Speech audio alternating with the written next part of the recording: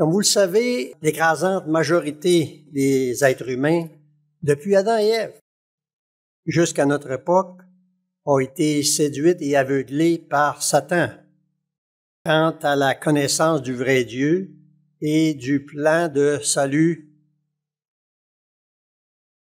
pour l'humanité, du message aussi de l'Évangile. Le message que Jésus-Christ est venu prêcher pendant 3 ans et demi. Le christianisme moderne, qui est censé enseigner le message de l'Évangile du Christ, est divisé en de multiples factions, avec ses formes catholiques, orthodoxes, protestantes. Et au sein de chacune d'entre elles, en particulier dans le protestantisme, il existe une pléthore de dénominations diverses.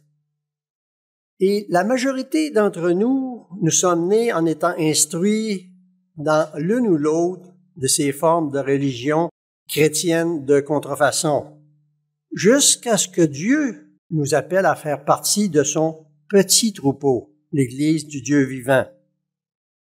Maintenant, comment pouvons-nous savoir ce que nous croyons est réellement la vérité et que ceux qui ne croient pas la même chose que nous sont dans l'erreur? M. Weston, dans son éditorial du Living Church News de septembre-octobre 2024, nous donne la réponse qu'il résume à la fin de son article, et je vous cite. « Prouver que Dieu existe est la première étape de tout voyage visant à savoir si nos croyances sont correctes dans un monde de confusion et de discorde. » Et nous pouvons le constater, c'est vraiment ce qui se passe autour de nous. Prouver que la Bible est la révélation de Dieu et qu'elle explique le dessein de Dieu, vraiment le plan de Dieu pour l'humanité, est la deuxième étape. Ces 2 étapes sont nécessaires pour trouver le sens de la vie, le vrai but de la vie, le but premier, je dirais, de notre existence. Mais comme nous le comprenons, il ne s'agit pas d'une question d'intelligence supérieure ou de droiture humaine, mais plutôt de la sélection miséricordieuse de Dieu. Notre rôle est de répondre à cet appel. Fin de citation. Alors, comme vous le savez, depuis que nous sommes venus à l'Église de Dieu, nous comprenons que le plan de Dieu nous est révélé dans les 7 fêtes annuelles que nous répétons ou que nous célébrons année après année.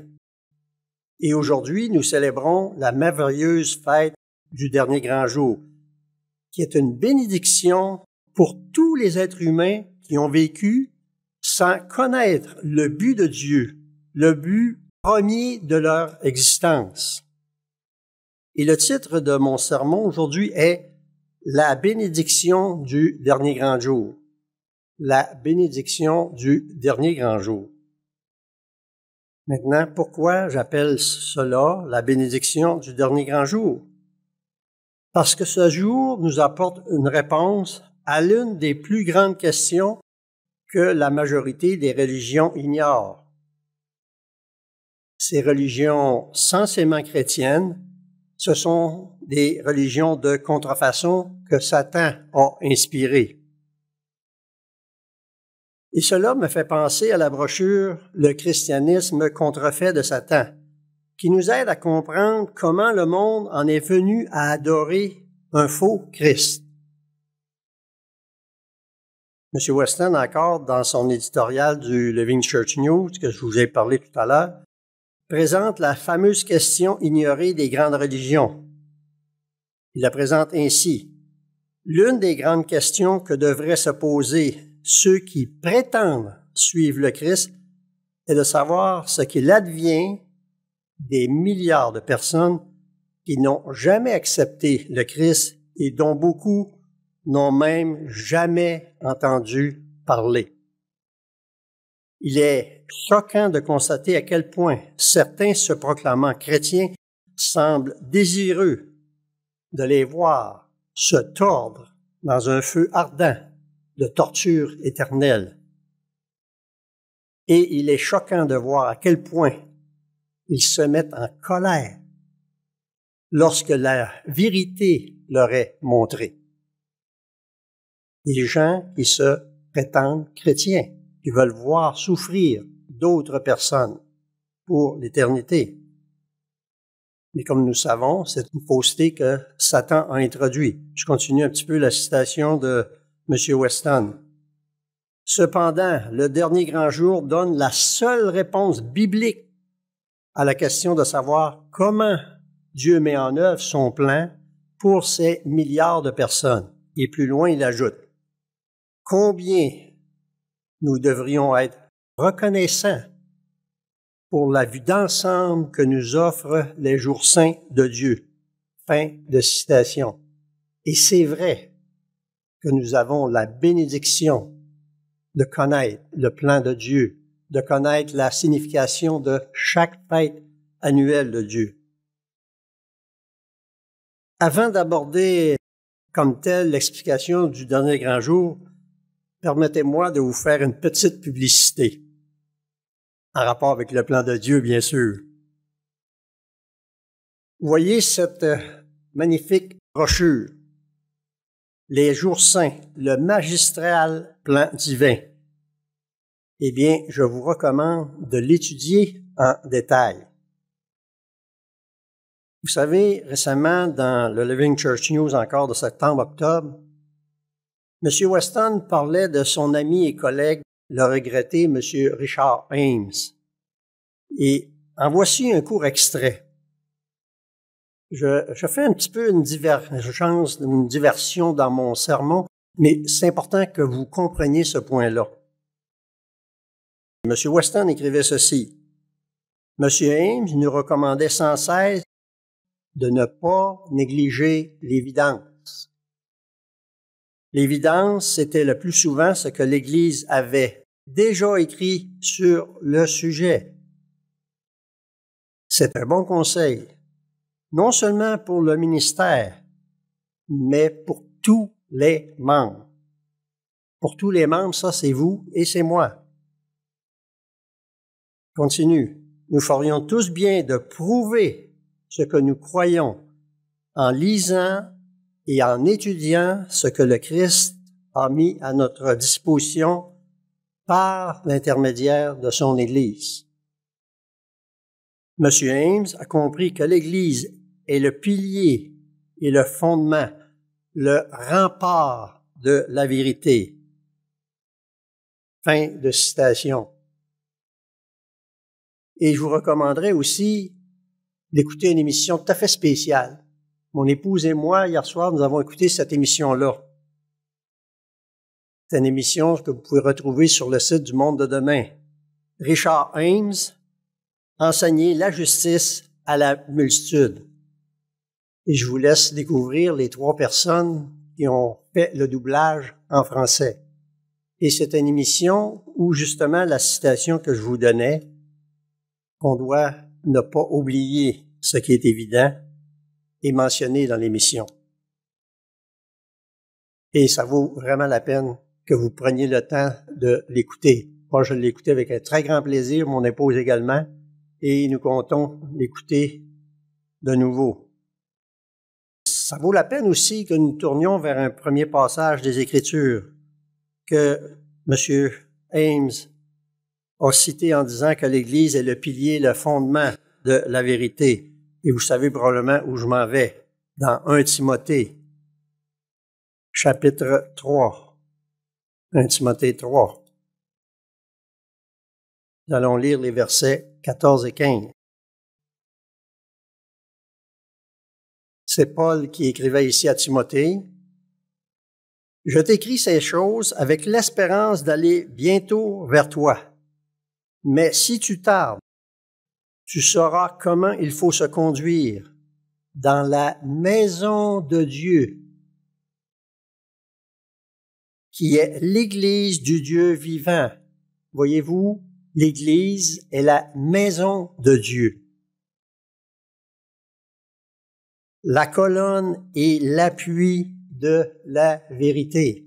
Et c'est ce que M. Ames a enseigné pendant près de 60 ans, si je me souviens bien.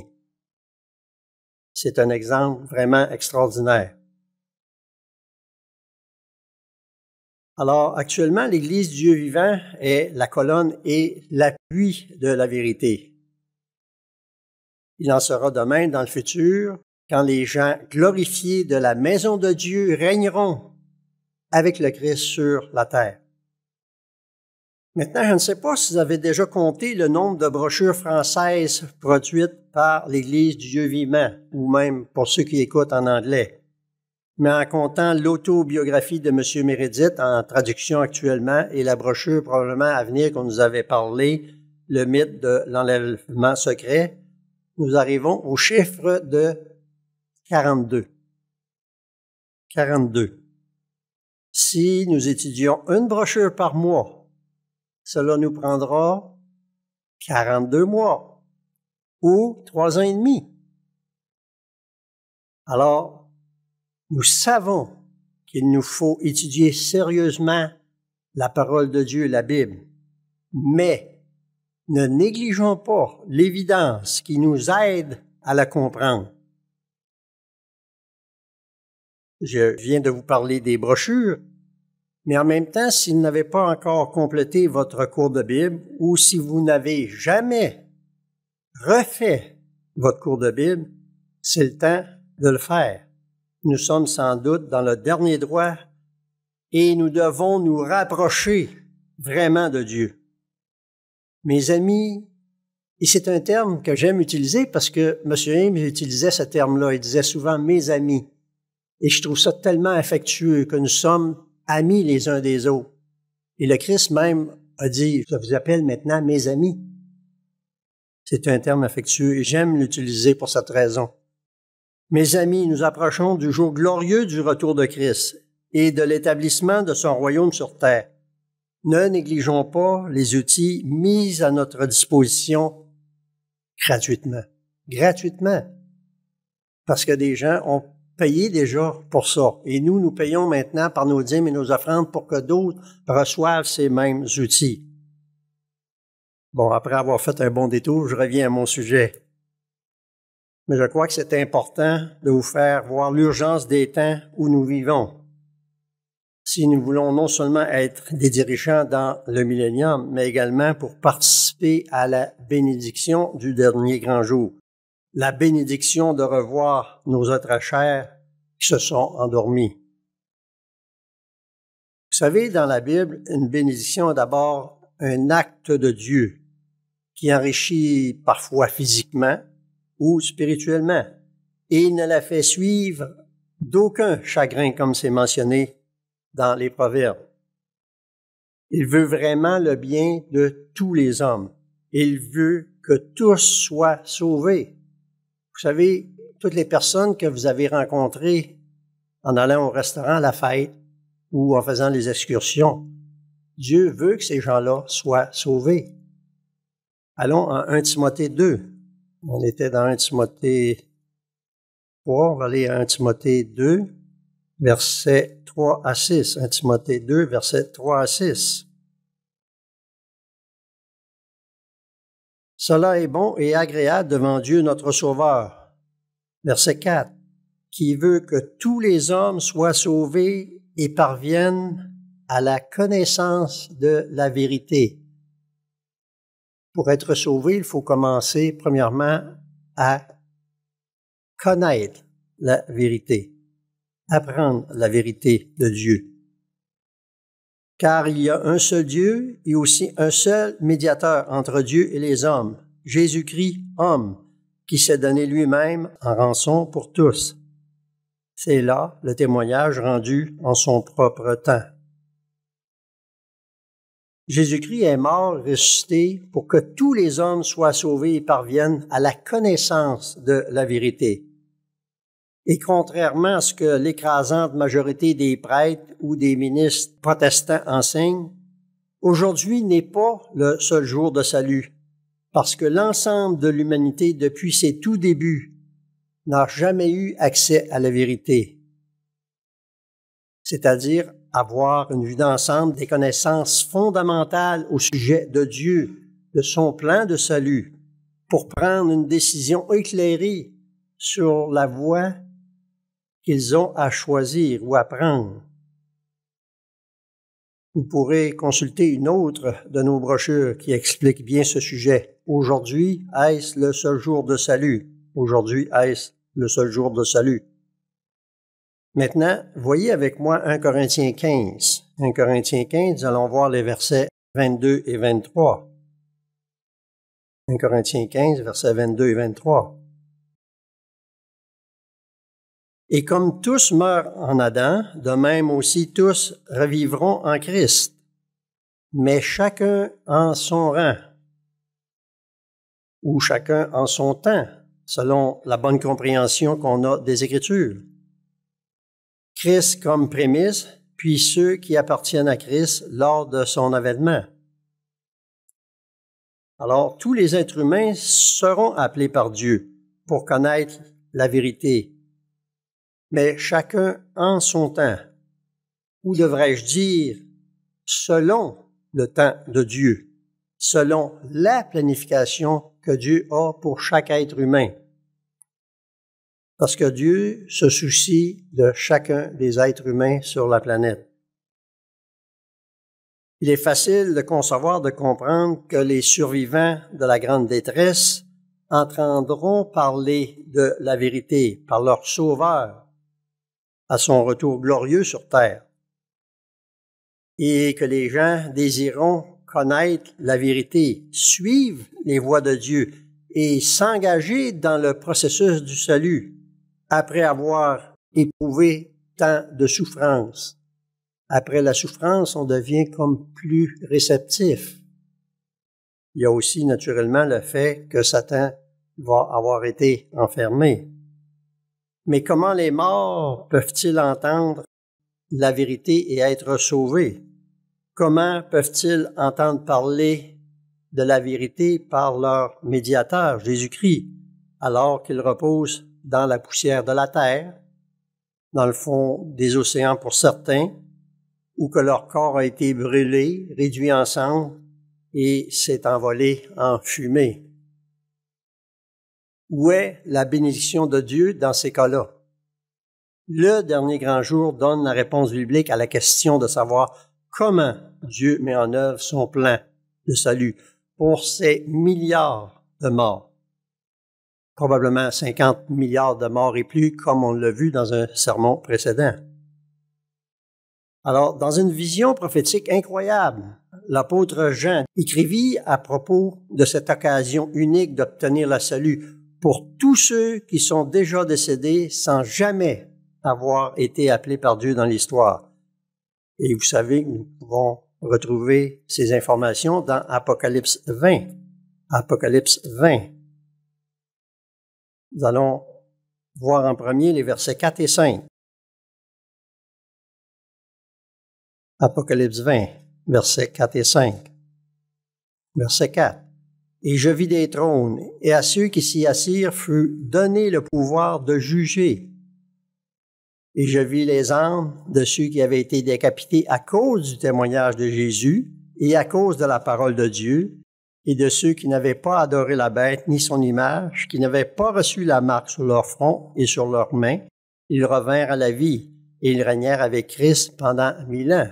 Alors il s'agit ici de la première résurrection. Les morts en Christ vont premièrement ressusciter, suivis des vivants qui gardent les commandements de Dieu et les témoignages de Jésus. Donc vous et moi, si nous sommes fidèles jusqu'à la fin. Verset 5. Les autres morts ne revinrent point à la vie jusqu'à ce que les 1000 ans soient accomplis. C'est la première résurrection. La première résurrection se réfère ici au verset 4, comme nous le comprenons facilement. Alors, les autres morts reviennent à la vie après le millénium, donc après le règne de 1000 ans de Jésus-Christ avec ses saints sur la terre. Dans le verset 5, le mot « vie » de ce verset vient du grec « anazao », anazao, qui s'écrit A-N-A-Z-A-O, qui signifie « vivre de nouveau » ou « reprendre vie », mais non pas « naître de nouveau ». en tant qu'être spirituel, comme ceux de la première résurrection. Ce mot a une signification différente. Voyons la suite de la vision de l'apôtre Jean, maintenant, au verset 11 à 13.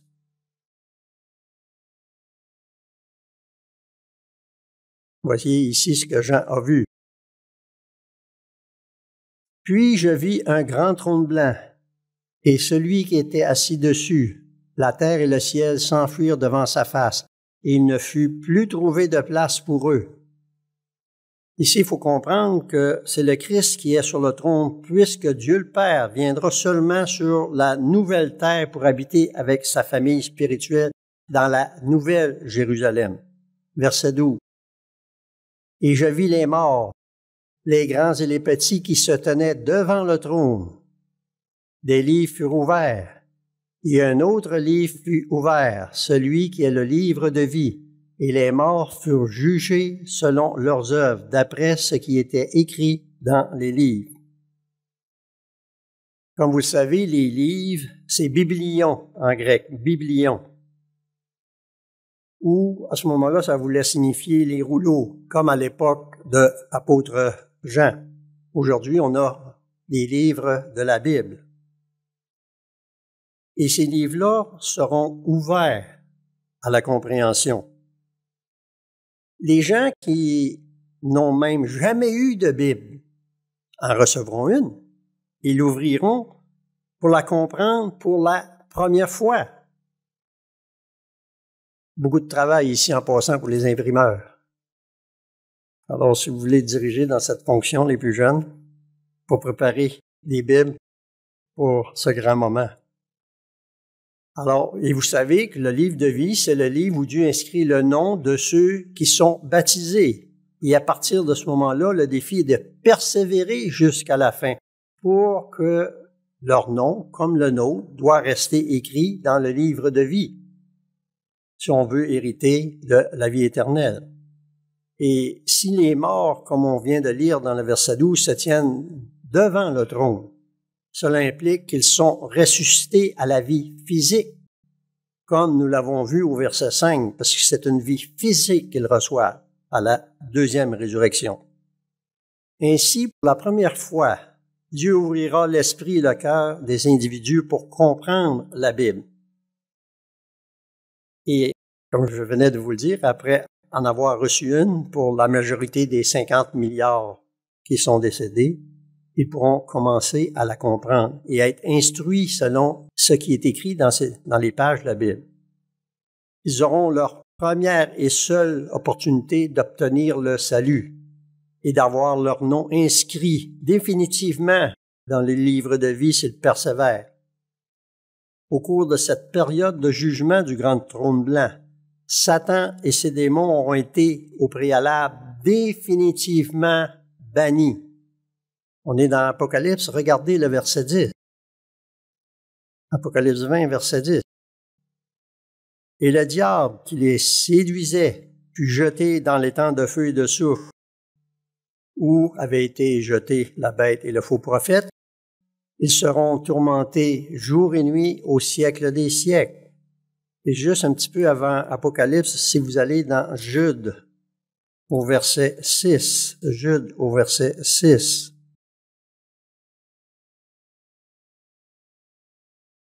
Qui nous est dit ici. On voit qu'il s'agit de Dieu qu'il a réservé pour le jugement du grand jour, enchaîné éternellement par les ténèbres, les anges qui n'ont pas gardé leur dignité, mais qui ont abandonné leur propre demeure. Alors, ils vont être enchaînés éternellement.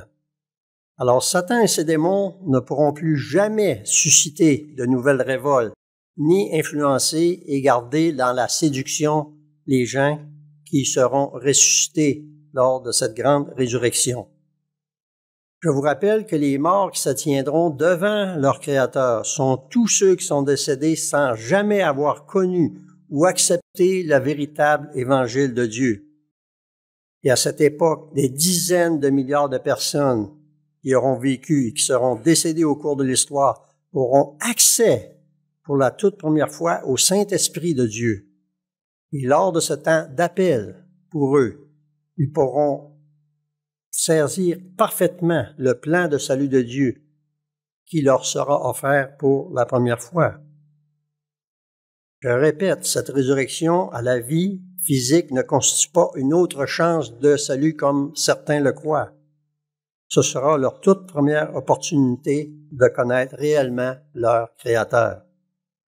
Maintenant, c'est intéressant de voir comment Dieu va ramener à la vie ces milliards de personnes qui sont mortes. Et la grande prophétie d'Ézéchiel 37 nous donne une description incroyable de cette grande résurrection générale. Et j'imagine que la plupart d'entre vous avez déjà lu cette grande prophétie d'Ézéchiel 37. C'est pourquoi je vais vous donner les versets qui concernent toute la prophétie. C'est Ézéchiel 37, 1 à 14, Ézéchiel 37, 1 à 14. Mais nous allons lire une partie seulement. Nous allons prendre, par exemple, pour commencer, les versets 4 à 6. Alors Dieu parlait à Ézéchiel, il lui dit, « Il me dit, prophétise sur ces eaux et dis-leur, ossements desséchés, écoutez la parole de l'Éternel. Ainsi parle le Seigneur l'Éternel à ces eaux. » Et on voit ici que le Christ va dire, « Voici, je fais entrer en vous un esprit et vous vivrez. Je vous donnerai des nerfs, je ferai croître sur vous de la chair. Je vous couvrirai de peau, je mettrai en vous un esprit et vous vivrez. » Et regardez la fin du verset. « Et vous saurez que je suis l'Éternel. » Ici, il ne faut pas oublier que c'est une vision qu'Ézéchiel a. Et même s'il parle d'os, ça couvre aussi tous ceux qui sont morts brûlés, noyés, et que les os sont disparus. D'ailleurs, ceux qui sont morts depuis des milliers d'années, il ne reste rien de leurs os, à moins d'avoir été vitrifiés dans un volcan ou quelques cataclysmes, je dirais. Maintenant, les versets 12 à 14. « Prophétise donc et dis-leur, ainsi parle le Seigneur l'Éternel. » C'est encore le Christ ici qui parle. « Voici, j'ouvrirai vos sépulcres, je vous ferai sortir de vos sépulcres, ô mon peuple, et je vous ramènerai dans le pays d'Israël. Et vous saurez que je suis l'Éternel, lorsque j'ouvrirai vos sépulcres et que je vous ferai sortir de vos sépulcres, ô mon peuple. Je mettrai mon esprit en vous. » Alors ces gens-là vont recevoir le Saint-Esprit de Dieu. « Je mettrai mon esprit en vous et vous vivrez. Je vous rétablirai dans votre pays et vous saurez que moi, l'Éternel, j'ai parlé et agi, dit l'Éternel. » Alors c'est une prophétie vraiment merveilleuse. Et on peut rêver du moment où on va revoir nos êtres chers disparus.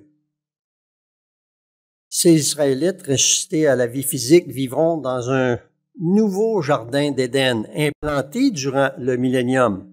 Et ils commenceront à découvrir le seul vrai Dieu, cette fois-ci sans l'influence de Satan et de ses démons, pour les tromper. Comme durant le millénium, David sera le roi des tribus d'Israël ressuscités. On est dans Ézéchiel 37, voyons les versets 25 et 26. 25 et 26. « Ils habiteront le pays que j'ai donné à mon serviteur Jacob et qu'ont habité vos pères. Ils y habiteront, eux, leurs enfants et les enfants de leurs enfants à perpétuité, et mon serviteur David sera leur prince pour toujours. Je traiterai avec eux une alliance de paix, et il y aura une alliance éternelle avec eux. Je les établirai, je les multiplierai, et je placerai mon sanctuaire au milieu d'eux pour toujours. » Alors, ils auront l'occasion de se tourner pleinement vers l'avenir magnifique qui leur est réservé, celui de faire partie de la famille divine en tant que fils et filles de Dieu. La vérité divine leur sera révélée, leur sera enseignée pour la toute première fois. Leurs yeux verront ceux qui les instruisent,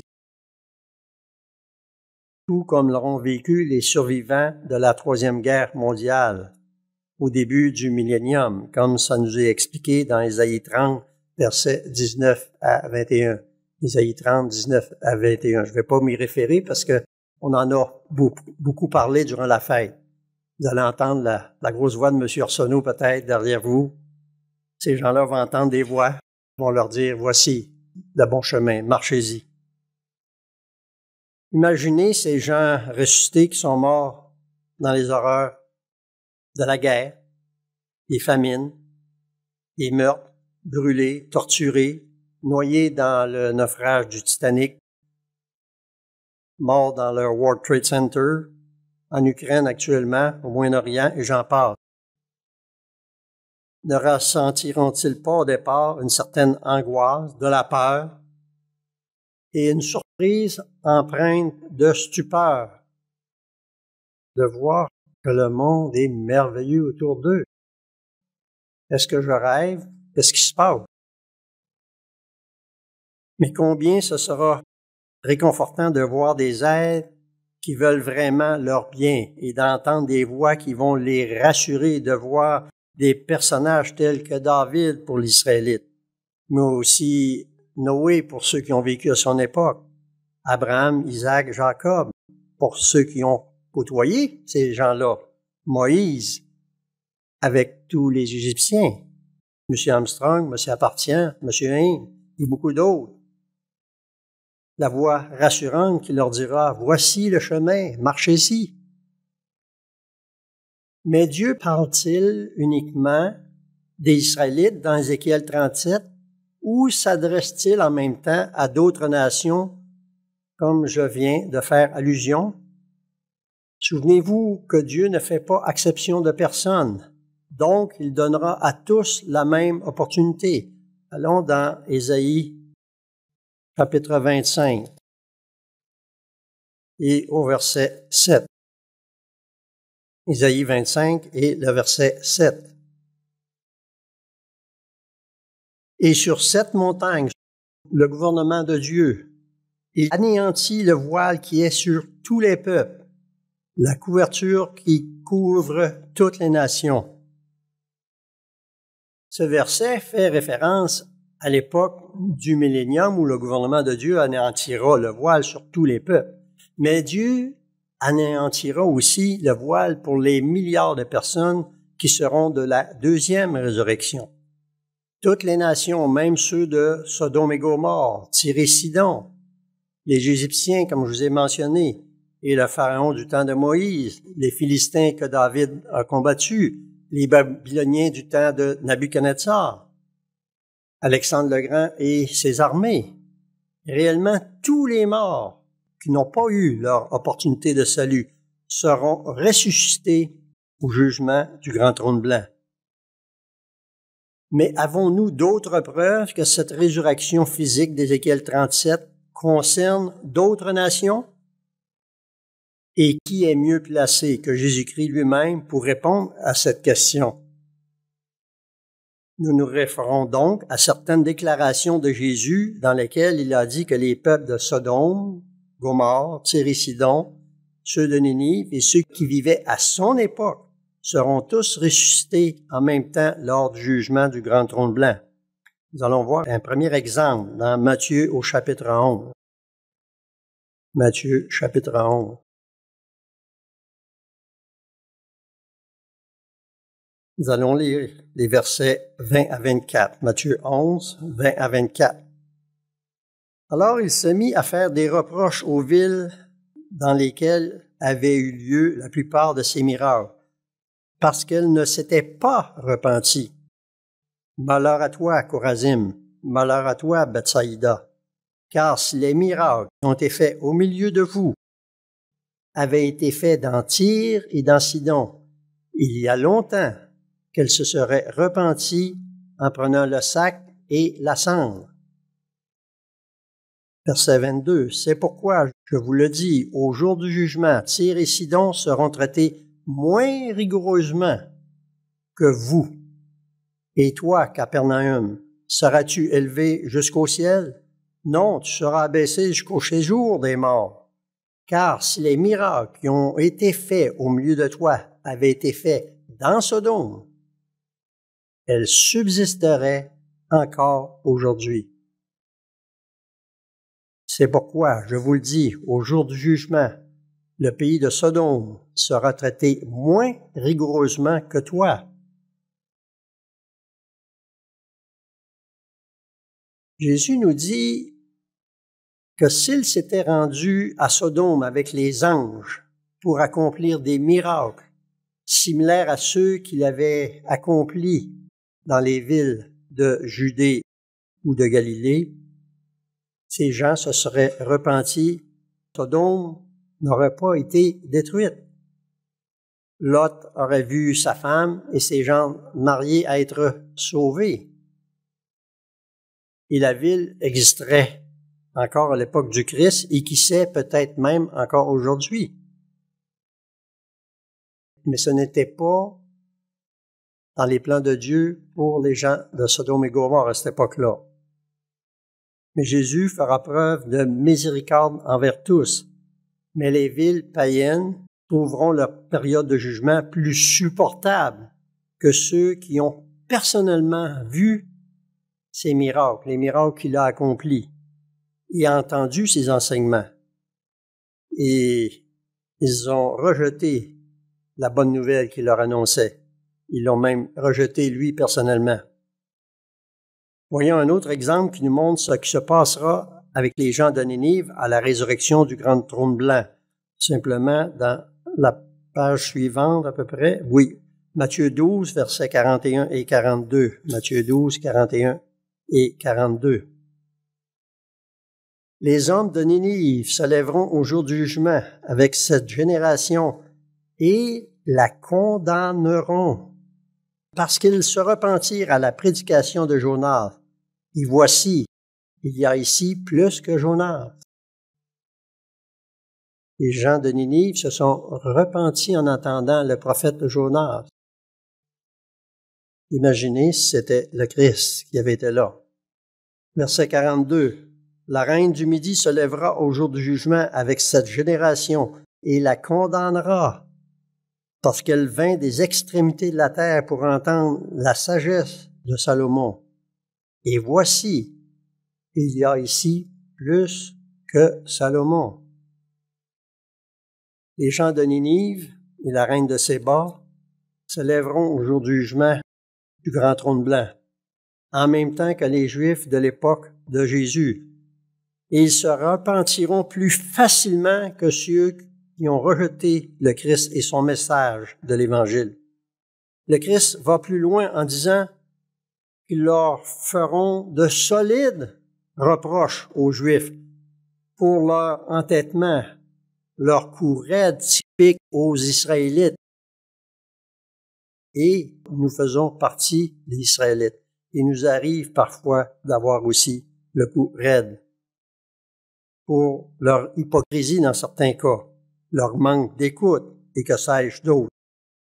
Voyons un dernier exemple que Jésus a donné concernant les villes, les tribus perdues d'Israël, qui refusèrent d'entendre les disciples que Jésus leur envoya.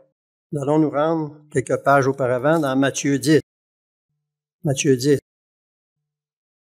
Nous allons lire les versets 5 à 8 pour débuter. On nous dit ici, « Tels sont les 12 que Jésus envoya après leur avoir donné les instructions suivantes.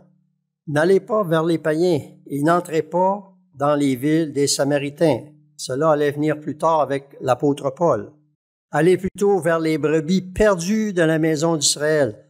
Allez, prêchez et dites, le royaume des cieux est proche. » C'est exactement ce que l'Église fait actuellement.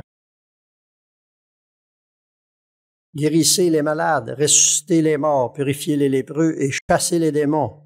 Vous avez reçu gratuitement, donnez gratuitement. Alors, le Christ leur avait donné une puissance extraordinaire. La puissance que Dieu donne à l'Église maintenant est différente. Nous pouvons aller à toutes les nations avec l'Internet maintenant aujourd'hui. Versets 14 et 15.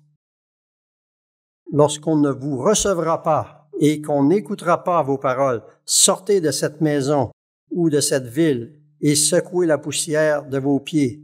Regardez le verset 15. Je vous le dis en vérité, au jour du jugement, le pays de Sodome et de Gomorrhe sera traité moins rigoureusement que cette ville-là. Et cela risque de s'appliquer à nos nations qui n'écoutent pas le message prêché par l'Église du Dieu vivant. Oui, ils l'entendent, mais ils ne l'écoutent pas pour se mettre en marche, pour changer. Alors, en résumé, les citoyens de ces anciennes villes qui avaient subi la colère de Dieu en raison de leur méchanceté seront ressuscités par Dieu pour faire l'objet de sa grande miséricorde lors du jugement du grand trône blanc. Le fait qu'ils seront traités moins rigoureusement au jour du jugement signifie qu'ils seront jugés moins sévèrement, car une fois confrontés à la vérité divine, ils la recevront avec joie et leur cœur sera plus facilement repentant.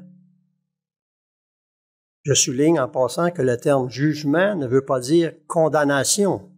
Dans ce contexte, une période de jugement, c'est une période de formation, de mise à l'épreuve, de prise de décision.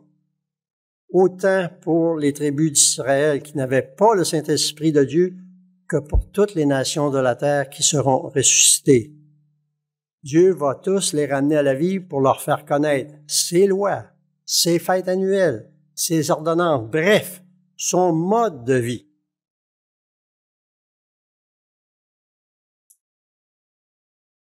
Ce n'est que lorsque tous les êtres humains auront eu l'opportunité d'accepter ou de rejeter le salut que viendra le jugement final de Dieu, par l'anéantissement des méchants irréductibles. Après ce jugement, les nouveaux cieux et la nouvelle terre arriveront. Alors s'ouvrira un nouveau chapitre sur le seuil de l'éternité. Poursuivons. Question pour nous maintenant. Serons-nous là pour accueillir notre père, notre mère, nos frères, nos sœurs, nos amis, nos confrères de travail qui sont décédés et qui seront ramenés à la vie? Certainement, nous voulons être là pour les guider, les réconforter, leur expliquer la voie de Dieu qui est une bénédiction extraordinaire pour mener une vie heureuse et en santé. Si nous persévérons jusqu'à la fin, nous serons là pour qu'ils entendent notre voix qui leur est familière. Et c'est en même temps une motivation extraordinaire pour persévérer jusqu'à la fin. Maintenant, je voudrais couvrir 2 points avant de terminer. Le premier point, combien de temps durera la période de jugement du grand trône blanc? Combien de temps? Et nous allons nous référer maintenant ici à Ésaïe 65. Ésaïe 65.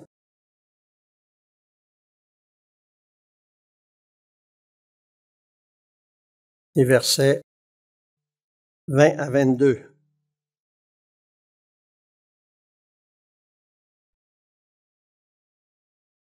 Verset 20.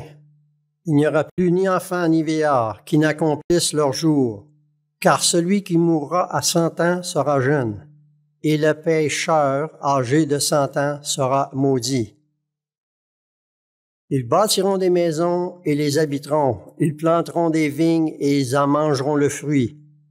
Ils ne bâtiront pas des maisons pour qu'un autre les habite, et ils ne planteront pas des vignes pour qu'un autre en mange le fruit.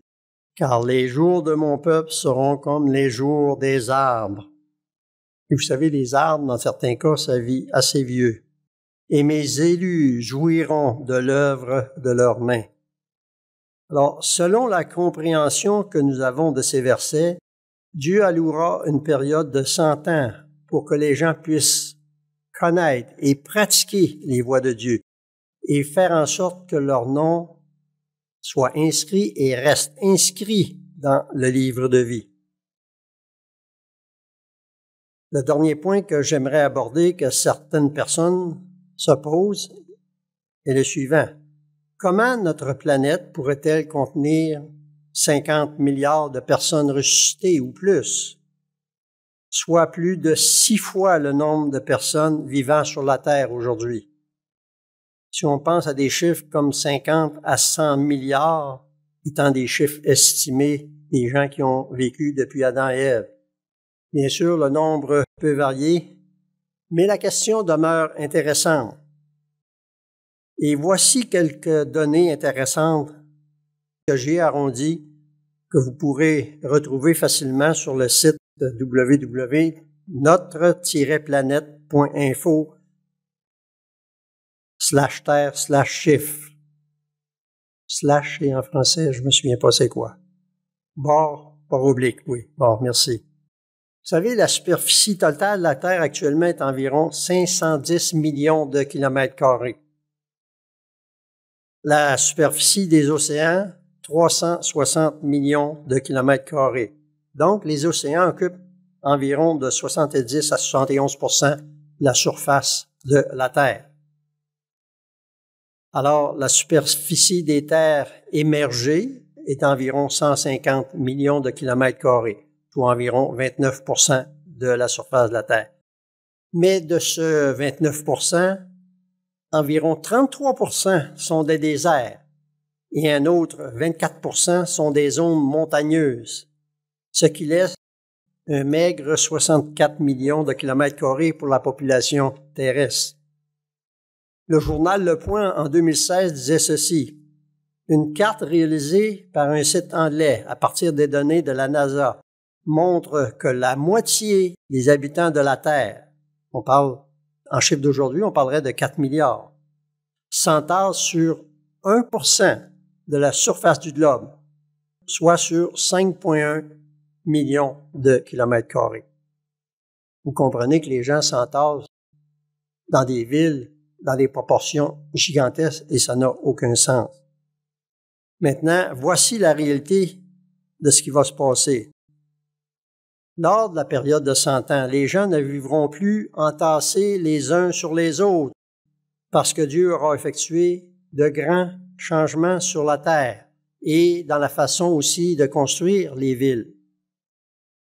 Il aura fait ça dans le millénium.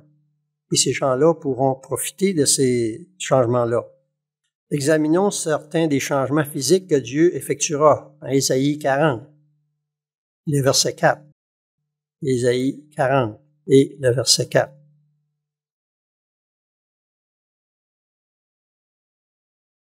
Verset 4. Que toute vallée soit exaucée, et que toute montagne et toute colline soient abaissées. Que les coteaux se changent en plaine et les défilés étroits en vallons.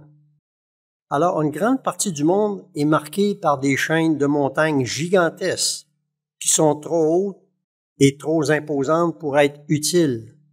Ces montagnes seront miraculeusement abaissées à une altitude exploitable. À ce moment-là, les superficies utiles seront augmentées et possiblement qu'une partie des océans aussi seront réduites, donc encore des terres qui vont devenir plus facilement disponibles. Alors, les vallées situées au-dessous du niveau de la mer retrouveront une altitude raisonnable, au-dessus du niveau de la mer. Il y aura toujours la beauté des collines verdoyantes et la variété de la création de Dieu. Moins de zones inutiles comme l'Himalaya, les chaînes de l'Antarctique et des autres Andes. Maintenant, allons dans quelques pages auparavant dans Ésaïe 35, versets 1 et 2. Ésaïe 35, versets 1 et 2. Le désert et le pays aride se réjouiront. La solitude s'égaiera et fleurira comme un narcisse. Elle se couvrira de fleurs et tressaillira de joie avec chants d'allégresse et cris de triomphe. La gloire du Liban lui sera donnée, la magnificence du Carmel et de Saron. Ils verront la gloire de l'Éternel et la magnificence de notre Dieu. Versets 6 et 7. Alors, le boiteux sautera comme un cerf et la langue du muet éclatera de joie. Car des eaux jailliront dans le désert et des ruisseaux dans la solitude. Le mirage se changera en étang et la terre desséchée en source d'eau. Dans le repaire qui servait de gîte aux chacals croîtront des roseaux et des joncs. Voyez-vous, Dieu va changer ces endroits désertiques dans des endroits fertiles. Seulement actuellement, 12,5% des terres émergées de la planète sont utilisées aujourd'hui. Pourquoi? Principalement parce que les déserts ou des zones improductives monopolisent chaque grand continent. Chaque grand continent.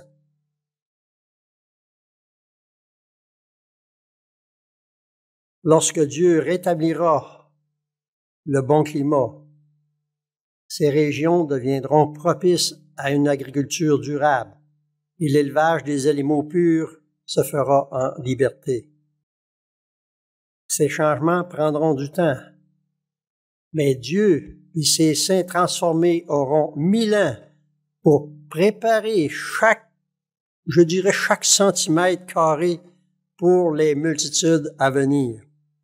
Après 10 siècles de préparation, des pionniers du gouvernement de Dieu seront organisés et prêts pour le moment culminant de la résurrection d'environ 50 milliards de corps, tous sains et en santé, sains et entiers. Ceux qui auront perdu des membres se verront avec le membre qui manquait. La terre pourra-t-elle contenir tous ces gens? Certainement, avec des villes de taille réduite et les populations bien réparties sur tout le territoire disponible sur la terre. Faites le calcul et vous verrez que les familles ne vont pas se piler sur les pieds. Cela correspond parfaitement à la prophétie de Dieu dans Michée 4.4, et c'est le dernier verset que nous allons voir. Michée 4.4. Encore un verset que nous avons vu à quelques reprises durant la semaine. Michée 4.4. Ils habiteront chacun sous sa vigne et sous son figuier. Il n'y aura personne pour les troubler, car la bouche de l'Éternel des armées a parlé. Voilà une belle représentation de ce que pourront vivre nos êtres chers, que ce soit sous une vigne, sous un verger ici au Québec ou ailleurs. Alors nos êtres chers, ressuscités au dernier grand jour, auront cette grande bénédiction merveilleuse à venir pour chaque être humain qui sera présent devant le trône de Dieu à la deuxième résurrection. Que Dieu hâte le retour de Jésus-Christ pour que viennent tous ces jours merveilleux.